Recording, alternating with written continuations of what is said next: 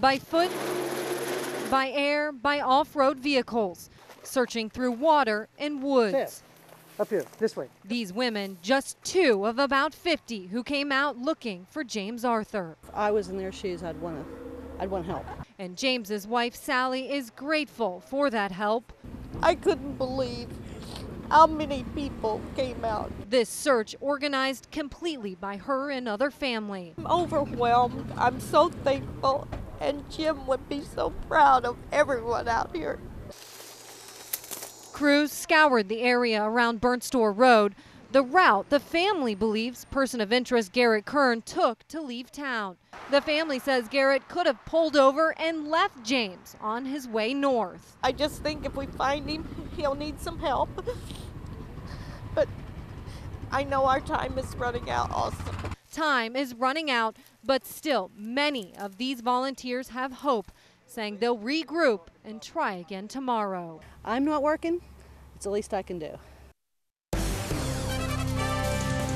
NBC2 on top of breaking news. The nationwide manhunt for a Cape Coral fugitive ends more than 1,200 miles away. NBC2 broke this story when authorities tracked down Garrett Kern this afternoon in Chicago after a week on the run. He is the primary suspect in the disappearance of his grandfather, who is still missing. NBC2's Stephanie Kolp is live outside Cape Coral Police Headquarters with the very latest developments on this one. Steph. Kelly, a Cape Coral police detective is actually already on his way to Chicago right now.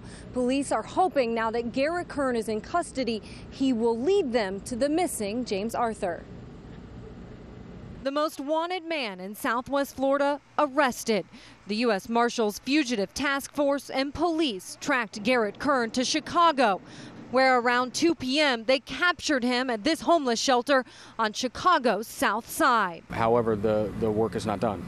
You know, the work begins now. Police have many questions for Kern. First and foremost, where is James? Is he safe? Is he not? You know, this is where our detectives really earn their money. Garrett and his grandfather, James Arthur, were last seen together Thursday at a probation office in Fort Myers. While Garrett made it to Chicago, James has not been seen since. And the search for him in Cape Coral continues. 50 people searched yesterday in the North Cape. Today, a smaller group searched an area near Santa Barbara Boulevard. 2 people or 50 people? I mean, get out there and help out. And now a professional search team named EquiSearch is on the way.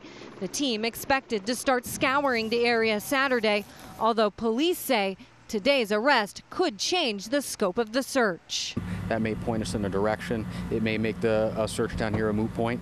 You know, it's very early to tell. I mean, a lot of this information is going to come from Garrett Kern. And police are also releasing some new information surrounding the capture of Garrett Kern. Police tell us the U.S. Marshals were doing surveillance on the homeless shelter where Kern was staying. Then Kern left. He walked out to go to a store. The U.S. Marshals stopped Kern. They asked for his name. He told the Marshals, and then he was taken into custody without incident. Reporting live in Cape Coral, Stephanie Kolp, NBC2. After 7 days, the search is over.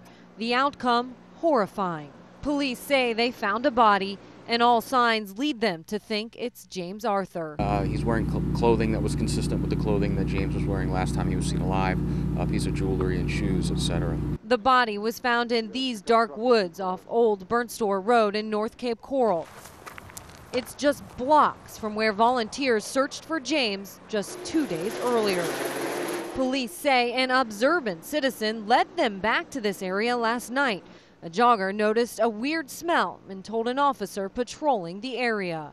She said, you know, now that you mention it, I do notice a foul odor coming from the area about 80 yards off of the road. So some other officers came over, we initiated a ground search, and we came across a deceased male. James Arthur's grandson, Garrett Kern, is the primary suspect in the case. The two were last seen together last Thursday at this probation office in Fort Myers. But shortly after being seen on this surveillance tape, Garrett went on the run. U.S. Marshals arrested him at this homeless shelter on Chicago's south side. Police say he was taken into custody without incident. Our detectives are in Chicago at this time, and as we speak, they are talking to him. For the family of Garrett Kern and James Arthur, it's been an emotional week in the spotlight, searching for James. I'm a mess. That's what I am. I'm a mess. Now that both men have been found, they ask for privacy.